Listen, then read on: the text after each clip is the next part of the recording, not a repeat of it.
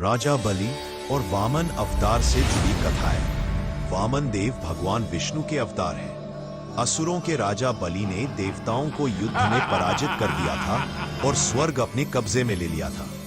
बलि की वजह से सभी देवता बहुत दुखी थे। दुखी देवता अपनी माता अदिति के पास पहुंचे और अपनी समस्या बताई। इसके बाद अदिति ने पति कश्यप ऋषि के कहने पर एक व्रत किया, जिसके शुभ फल से भगवान विष्णु ने वामन देव के रूप में जन्म लिया।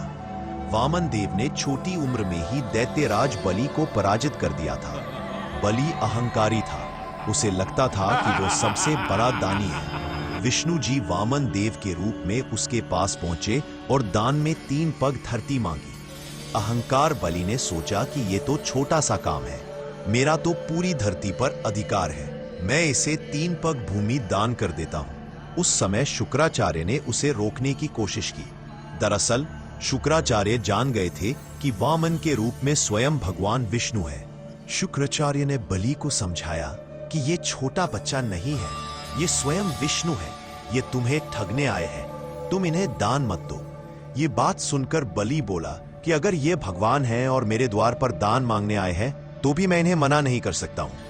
ऐसा कहकर बलि ने हाथ में जल का कमंडल लिया तो शुक्राचार्य छोटा रूप धारण करके कमंडल की डंडी में जाकर बैठ गए, ताकि कमंडल से पानी ही बाहर ना निकले और राजा बलि संकल्प ना ले सके।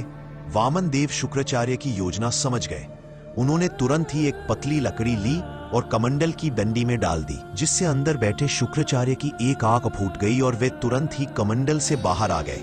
इसके बाद राजा बलि ने वामन देव को 3 पग भूमि दान करने का संकल्प ले लिया। राजा के संकल्प लेने के बाद वामन देव ने अपना आकार बढ़ाकर एक पग में पृथ्वी और दूसरे पग में स्वर्ग नाप लिया। इसके बाद उन्होंने राजा से कहा कि अब मैं तीसरा पग कहाँ रखूं।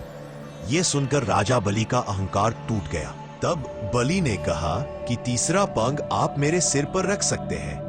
बलि की दान वीरता देखकर वामन देव प्रसन्न हुए और उसे पाताल लोक का राजा बना दिया। ऐसी और कहानियों के लिए सब्सक्राइब जरूर करें।